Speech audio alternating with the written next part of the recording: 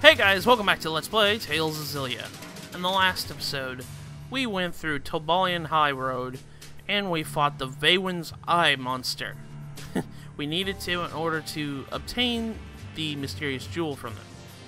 But we arrived here at Helioborg Fortress, and now we can actually go inside the fortress to find out where Balin is at, because Balin went in here, and shortly after we found out that he had to go to take care of an emergency here at Helioborg, we found out it was attacked by some strange individuals.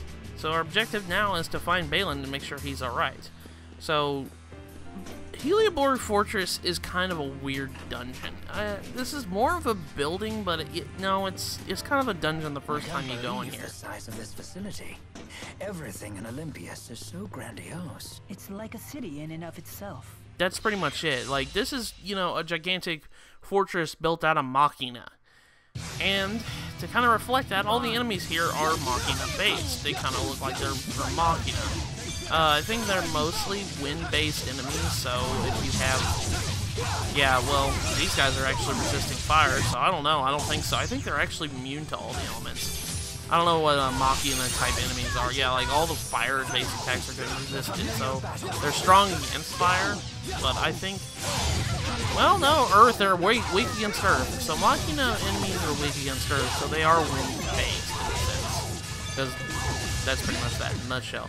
But as you guys can see, we're kind of getting to the point where the enemies are getting a lot tougher, and we are kind of getting into the mid-50s, upwards to the 60s. But anyways, this place in general is, a gigantic fortress. It's like a building. It's not like all the caves or other grandiose ships and stuff like that. This is actually a building. And looky, there's a Bakura right there. Let's try and sneak up on him. Like I said before, a couple episodes actually. Remember that you shouldn't worry about if you miss the silver Bakuras at, the ESS Zenithra. Silver Bakuras spawn here in Olympias. They're actually on Tobalian High Road, Riskala High Road, which is the next high road after this, and the Helioborg Fortress right here. So you can run into silver Bakuras and they're not missable. I thought, like I said before, the story that I said the first time is, I thought these guys were, exclusive to the Zenithra. I was worried so much that I missed my only opportunity to kill these guys and get them in my bestiary, because I did the first playthrough. It wasn't until I actually looked it up on Google, deep searching on Google, that I found out, oh, there's other places you can find it, because people had the same problem as I did. They just where are the silver Bakuras? I can't find them. Help me. Are you okay?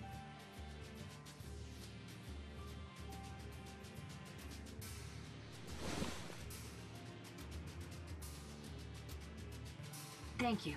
I think I'll be okay now. This place seems deserted. Do you know where everyone went? Some people got out early. I don't know about the rest. It was pretty chaotic. Did you see the attackers? The soldiers hit us like a wave. They were led by some guy with a giant sword and a flying woman. Well, that settles it. That it does. They told us they'd destroy every last Spyrix, then they ordered us to retreat. Sounds like something he'd say. Wait, he can't be. Gaius must be planning to eliminate every Spyrix in the entire world. Just to stop the Otherworld reactor plan? Isn't that a bit extreme? No, it's a sound plan. Olympias' situation won't change as long as it has access to Spyrix. Even if the current plan is halted, someone else will eventually come up with something similar. By eliminating Spyrix, Gaius is going right to the heart of the two-world problem. Sounds like a lot of work. But if Gaius is anything, he's determined. Damn it. That puts Balin in danger.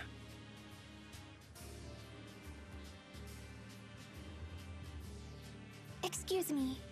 Do you know anything about someone named Balin? He's a Spyrex engineer.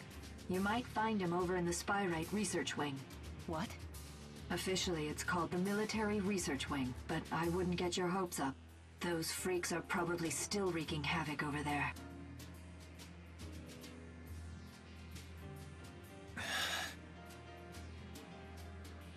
I'm sure he's okay. Don't worry about me.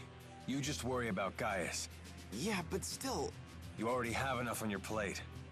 Your job is to keep moving forward, remember? Right. We don't have time to worry right now. The sappy stuff will have to wait. All right, thanks. So where's this military research wing anyway? Just ahead. If it's still standing. Be careful. You too.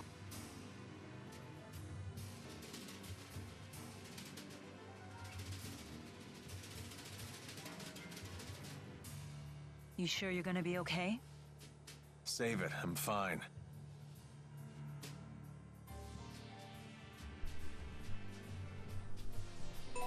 So we found out that Gaius is actually, here.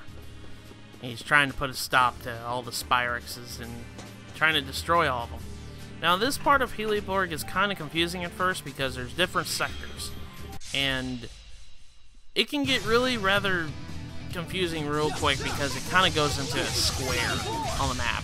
So you have to kind of know where the military, quote-unquote, military district is.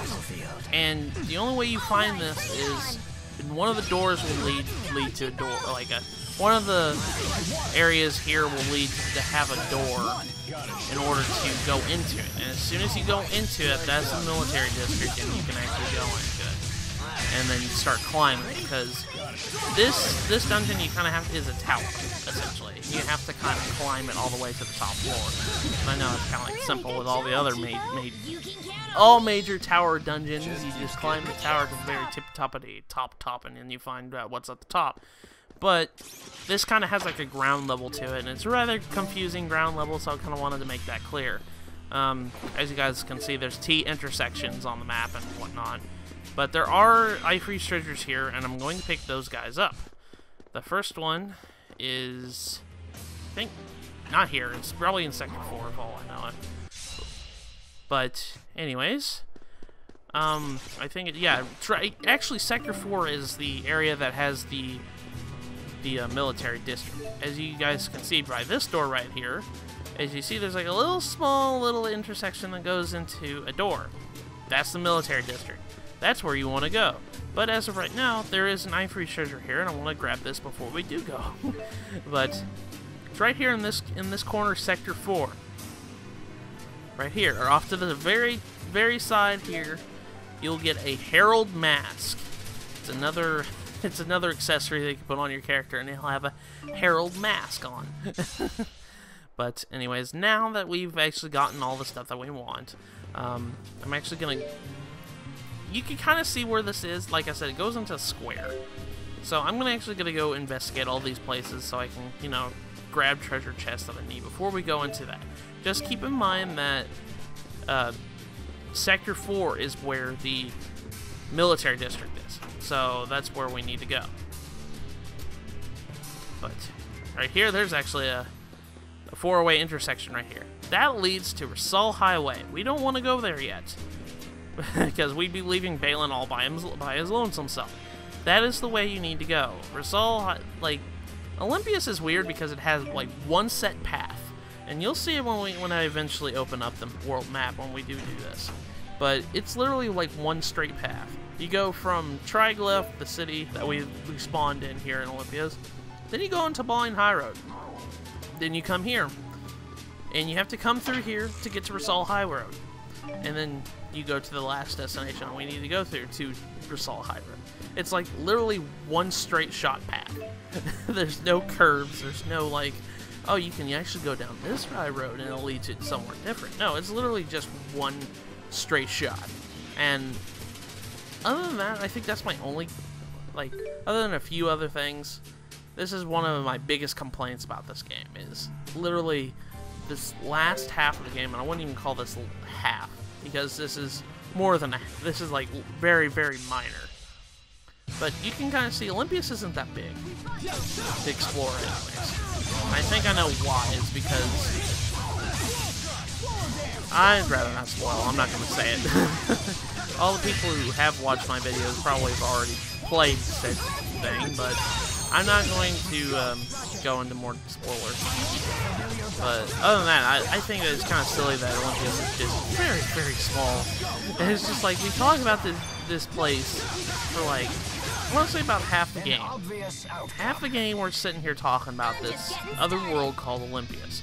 We actually visit the world, and it's very, very brief and very, very not much. But other than that, we need, now that we've actually kind of backtracked everywhere, we can actually, you know, go to Sector 4 and we can actually go and continue our trek through the Helioborg Fortress. Just ignoring this, guys. A lot of these guys are kind of agitated with me because I do have the dark bottle on, because I used that to get the get the Bakura earlier, and the lingering effect still has been going on right now. But that's pretty much it. Like, I don't really talk about the enemies. I show them on screen if we find them. It's mostly because, well, there's really nothing more to talk about. But right here, there's an elevator right here. I'm going to tell you right now that the power is out in the fortress right now. And because of that, that's causing the elevator not to work. As you saw, we can only go up to the 10th floor, which is true. There's a reason why the power is out. It's because everything short-circuited for some reason.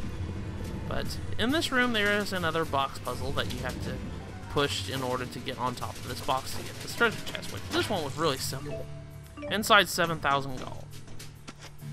And camera wouldn't work with me for it there. It's like really weird camera angle. But as you can see, try to come up here. It's blocked off right here. Like there's like some like pipes coming down and broke and busted and all this other stuff. We need to actually come up here to the elevator. We can only go up to the 10th floor of the fortress. And then we start ascending because power is really short-circuited. But anyways, we can't go down from here. But there's a Knife-Reach treasure if you come around this corner on the 10th floor. Right here and behind this light post, there's a Knife-Reach treasure, and it has the widened lengths, a tome that will give access to the sustained limit skill. What that does is it keeps your limit break going for a little bit longer, so like a few more seconds more than normal. But pretty much all the floors of Helioborg are pretty small. It'll have like a couple rooms that deviate into other rooms. And right here, there's actually a vendor here you can actually talk to, and he will, you know, restock your items and stuff like that if you need to. And there's also treasure chests in here, and you want treasure chests. Besides a croquet bun. And if you talk to this person, it says raw materials, you can actually, you know, upgrade your shops and all this other stuff. But there's not too much. Helioborg Fortress, even though it's kind of a confusing dungeon, it's not really that, like... It's pretty straightforward for the most part. It's got these really tiny rooms. You don't have to explore to as extravagant areas. We'll never find Balin or Gaius at this rate. Let's look somewhere else. Hold on. What is it?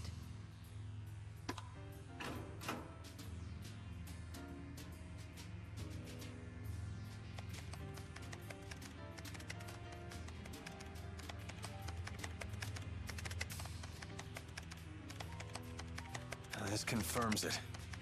They created a spyrite with the information Exodus gave them. Something called Volt. Interesting. So Gilland really was trying to save Olympius with spyrites. What? According to this, that spyrite thing was powered about a half an hour ago. That sounds like it was one of the reasons for the chaos that transpired here. Where'd it go? I don't know exactly, but it looks like it climbed to one of the floors above us. What do you think? It might be worth checking out. Why do you say that? I don't have any proof, but I think Gaius might have activated it. If he did, we should find him nearby. But what would be his motive for using spyrite? I have the same question. I think it's important we get in contact with him. Jude, it's not that I don't want to meet him. But if Gaius is dead set on destroying all Spyrexes, I doubt he'll listen to anything we have to say. We'll cross that bridge when we get to it. If that's his plan, then I'll just have to stop it. You say that now, but we all know how much you respect him. Just as you respect Mila. Please, Rowan. There's no need for this. You sure you won't back down in front of your hero, kid? Hey, Jude doesn't need a lecture from you. Yeah! Who died and made you head honcho? It's okay. I do respect Gaius, but it doesn't mean I have to follow his path. I can create my own. Otherwise, I'll never make my own decisions. I won't grow up to be who I want to be. Well said.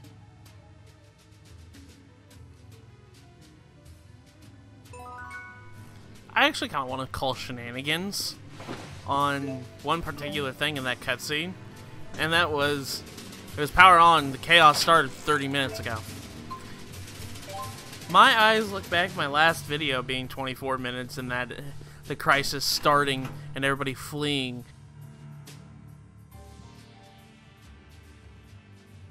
Hey, who turned out the lights? The base's power went out. Let's proceed with caution. I'm sorry, I completely forgot that cutscene activated when it did. But, look at the last video, it was like 24 minutes, right? In the video before that, the crisis thing happened, about like, with like, what, 5 minutes left of the video? And those people had to have time to cross Tobalian High Road to get to Triglyph, so that wasn't 30 minutes ago, that was more like an hour. But I know, it's just, that's labeling stuff in cutscenes to be real, to be, you know, cutscenes in a video game to kind of match up with real events and stuff like that, but I know it's kind of silly to think that. But we've got another puzzle right here, where you just just pull that thing out and you come over here and get the treasure chest. Inside is red caramel, I'm sorry. But as that last cutscene said, we are going, the power just went out. So what that means is we can't use the elevator. Like at all. You have to keep ascending this way. You have to keep going up from this point on. We need to get up to the 14th floor because that's where the rooftop is. And we're going to be fighting dogs and stuff like that. I'm not afraid of the dark. Do your worst. We're counting on you, Elise. We're really counting on you, Elise. You gotta do this. But let's go inside here. And there is another study in here. So we can kind of explore this area and pick up more goodies and stuff like that. I don't think there's that many goodies in this one in particular. If I remember, I think that one thing I picked up was the only thing besides that treasure chest over there. You guys can see that treasure chest. Inside's an elixir, which is always good to have. We need those as much as we can. And, you know, just looking around this stuff, I didn't find anything in this room. There was, like, nothing. But we need to keep going on upwards and stuff like that. I barely slipped by that gigantic crab-like, or not, tortoise-like robot. That's the name. That's what I was looking for. That guy was glitching right through the door. Or glitching through that wall right there. He's literally clipping. I thought that was weird. I was like, what the heck is he... What the heck is this monster doing? He's just... I'm too big, and I just clip through walls and stuff. But, anyways, we just need to ascend at this point, and really, the rooms aren't that big. It just deviates to other rooms if you want to explore for stuff. Hey, get off me. You can't hide there. I forgot that happened. Oh my gosh, I forgot that happened. Tipo got scared of the dark and he hid in Mila's shirt. That's exactly just what happened. That was funny. I forgot about that happening. Oh boy. Inside this room, though, is that treasure chest that I found. Inside right here is Griffin Claw, which is more materials and stuff like that. Most of these rooms are kind of bare, but here is the save point that kind of gives you an indication there's a boss fight ahead. But I kind of want to explore the remainder of this room in case there is something. And there is something. There is 14 floors on this this dungeon, but we need to actually get to the 13th floor to get to the rooftop. I know that doesn't make any sense. Actually, kind of does when you really think about it. I thought that it didn't for a second. I was like, why is the rooftop on the 13th floor, but there's still one more floor and there's a 14th floor? And I thought about it. I was like, it could be possible to do that. Maybe it's just something that deviates to, you know, the rooftop, and the rooftop's just like one part of the top of the building. I'm trying to apply too much video game logic into real world logic here. I probably should stop doing that. But inside this room on the 14th floor is another box pushing puzzle, which we need to get up to here. This one's kind of rather tricky because you have to position it in just a way, this box in just a way, so that way you can grab that second box and pull it ever so slightly without it falling down. And you just have to climb up here and jump down this very small crevice and then crawl, and then you can get to your treasure chest that's down here. This one's kind of actually something that kind of requires you to think a little bit. But inside is a mysterious jewel. We have 21 of the 23. There's only 2 more mysterious jewels that we need to find. So we're doing really good. So you need to come up here to the 14th floor to get the mysterious jewel. That's what I'm trying to say. But anyways, let's go backtrack down to the 13th floor to gain access to the rooftop. So come down here, and we have to find that door that leads up to the rooftop again. It's right here. At this point, I would really rather suggest you guys save at this point, because if I remember correctly, this boss that we're about ready to fight is rather difficult. So you kind of want to go ahead and do so. And level up your characters like I'm doing right now, and kind of get more skills and, you know, new arts and stuff like that. So now, as soon as I gained a lot of levels here. We're like 58, 59-ish. I think at this point, if I remember correctly, because Elise has some sort of ability on that gets her more experience if she's, you know, participates in battle. I think I remember that was it. But she's like in their beginning of her 60s. So Elise is like 61, 62 at this point, if I remember correctly. But that's pretty much that. You should be around this level because, well, you're going based on how strong the enemy is. I do know that there is, if you're really having trouble, and I mentioned this before in earlier episode, but if you are having trouble trying to gain levels, there is DLC available for this game that will give you level ups and stuff like that if you're really needing it. But honestly, I'd rather don't like that kind of practice. But anyways, Helioborg Fortress, 13th floor rooftop.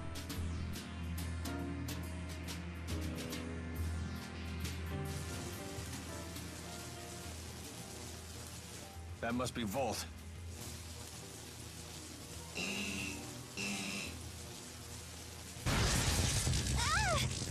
Anyone else all tingly?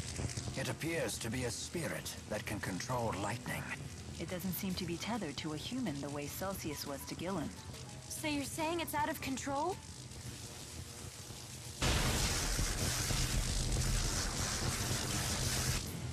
We won't get any answers until we calm it down. So much electricity. So much sound and light! So what? That's not enough to stop us. So now we have to fight Volt. Volt is the spirit that controls lightning. He is level 62 at this point.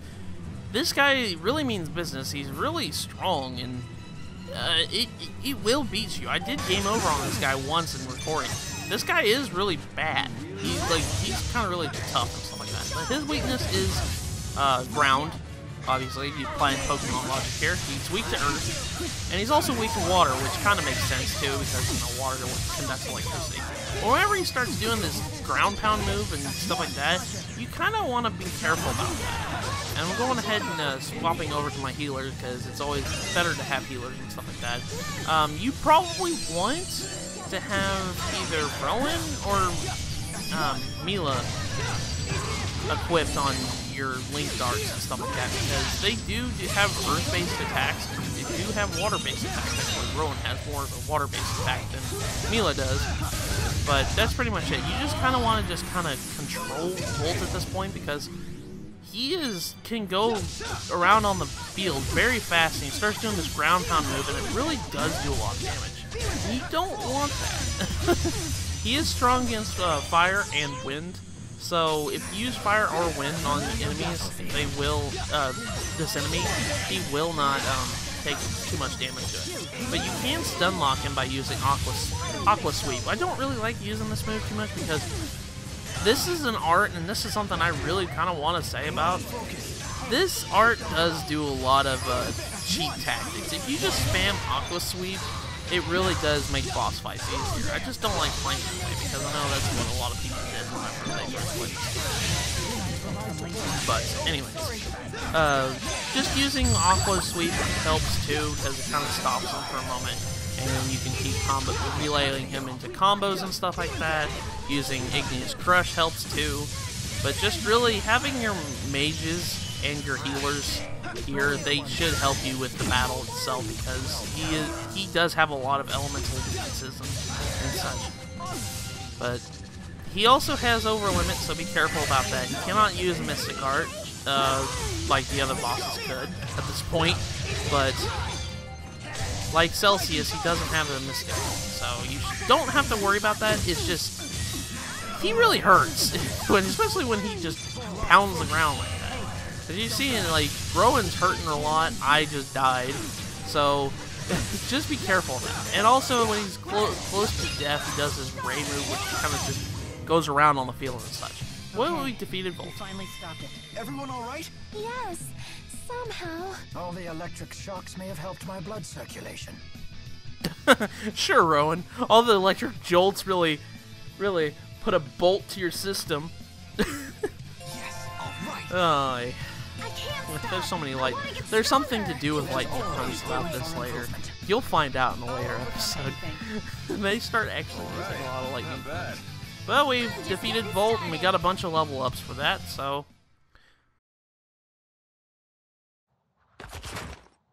We finally beat some sense into it. Just another easy battle for yours truly. If we've learned anything from Celsius and Volt, it's that Spyrites are tough customers. They're just as strong as the Great Spirits.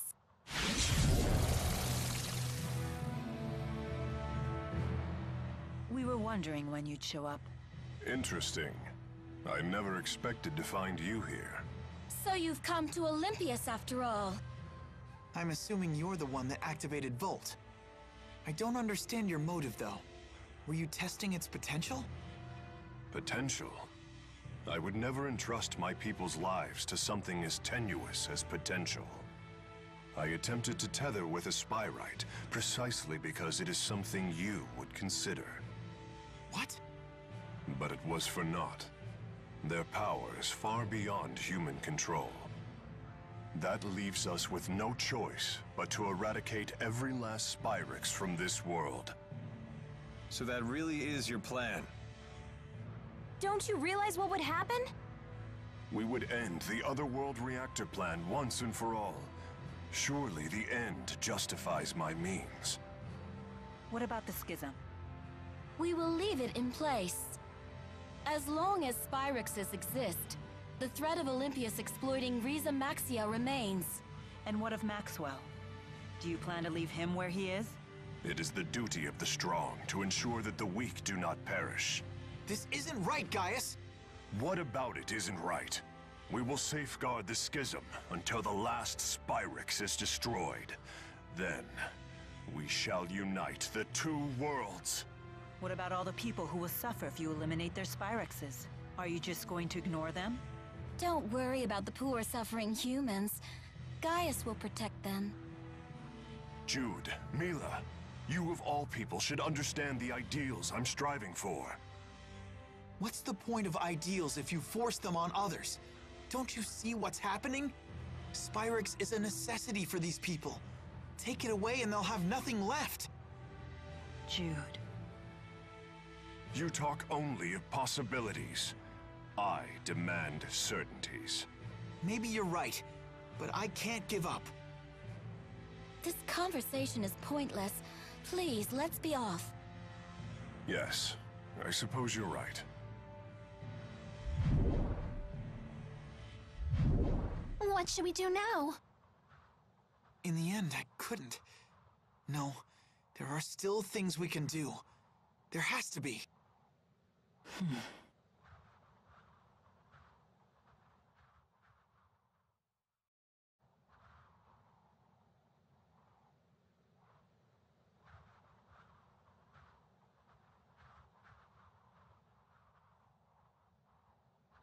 Balin?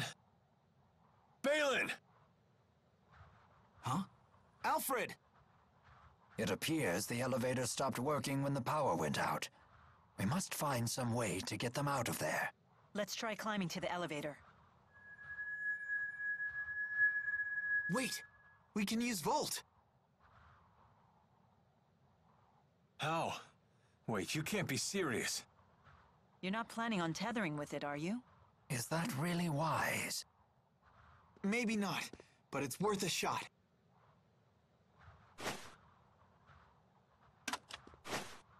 Only way to find out is to try. Volt, lend us your power. No way, it worked!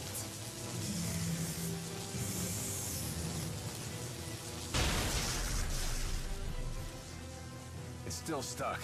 We need more power. Please, just a little more.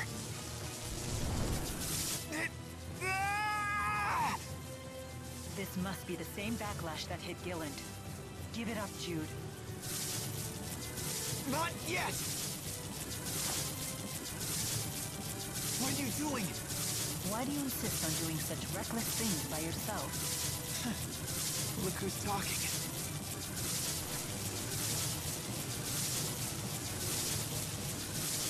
Hey, don't leave us behind now. If a task cannot be done alone, then we must simply do it together. Keep trying and something's bound to stick sooner or later. We want to help too. Uh-huh. Thanks, everyone.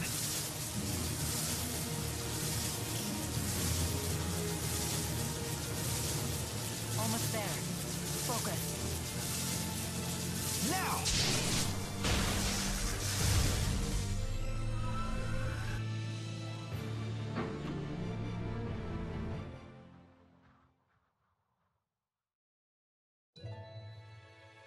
Thanks for the save there. Balin, who are these people? They're patients. Each one of them has a condition that makes it impossible to live a normal life, even with Spyrexes. Wait. Does that mean the next generation Spyrexes you've been researching are... Yep. Those little critters they're using are Spyrites. These creatures are Spyrites? They're so cute! But they don't seem any more powerful than lesser spirits. Of course not. They're lesser spirit Spyrites after all. Wait a sec. Are you telling me you don't know how Spyrites are made? Do us a favor and assume we don't. Well, you should ask one of the other engineers if you want the full spiel. But in simple terms, you've all seen spirit fossils, right?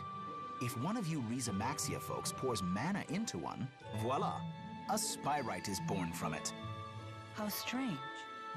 I guess there's multiple uses to those fossils, huh? The only catch is you need a booster. What? Wait, did you just say booster? Yep. If someone with a booster pumps mana into a spirit fossil, the calculatrix art inside takes physical form. And that's how you make a Spyrite. How are they different from Spyrixes? It's a matter of art precision. These Spyrites can be as precise as the Asperixis devices from back in the day. I didn't expect to hear that name here. Uh-huh. Too bad Asperixis devices consume spirits. Does that mean Spyrites don't kill spirits when they're used? Pretty much. They're fueled by the mana stored inside spirit fossils, after all. One thing I don't understand. These people seem to have no trouble using spyrites. And yet, we struggle to tether with Volt. Spyrites made from great spirits are in a whole different league. The more powerful the base spirit, the lower the chances of a successful tethering. We're still just at a 50% success rate. Hey, but that's more than enough. At that rate, lesser spirit Spyrites might completely replace regular Spyrexes someday. Then people won't suffer and spirits won't die either. We did it! Great job, Tipo! Hey, what are pals for? Does this mean that Olympias's environment might recover too? It just might. Thank you, Balin. You have no idea how much this helps us. You're welcome, I guess. But we really should be thanking you. You're the ones who saved our research, after all. We did? If you hadn't saved us, all of our Spyrite research would have gone up in smoke. Someday these people will be able to get on with their lives again. Something tells me this Spyrite research is going to become very important. Looks like we found the path we've been seeking. Yeah, although the fight's not over. Balin, could you tell us the exact spot where you found us? Oh, of course. I found you all collapsed at the end of Rusal High Road. You can reach the High Road by following this passageway here. Now Gaius will have to listen to us, right? No, it's too late. I don't know why I know this, but that was our last chance to convince him. And with that, guys, we found our path. First, we have a skit here. Teaching by a bad example. So with that, let's go ahead and listen to this.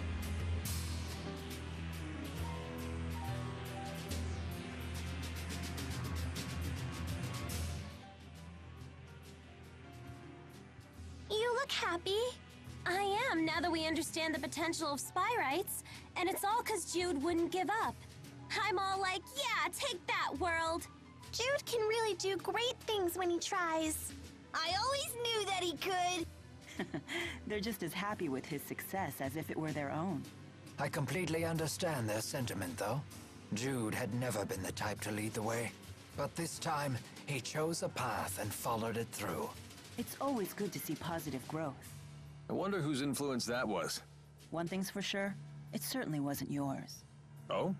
Haven't you ever heard of reverse psychology? Teaching by bad example?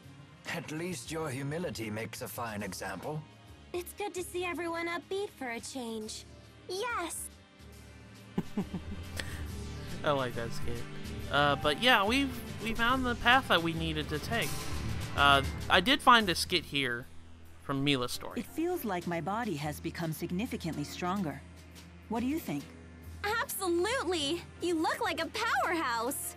I give your bod a 9.9! I wonder who's stronger now, you or Alvin? I'm staying out of this. Hooray! Mila wins by forfeit! Goad me all you want. Pros don't fight battles they won't win. Besides, it's not like there was anyone taking down Mila back when she was physically weaker. Alvin's right.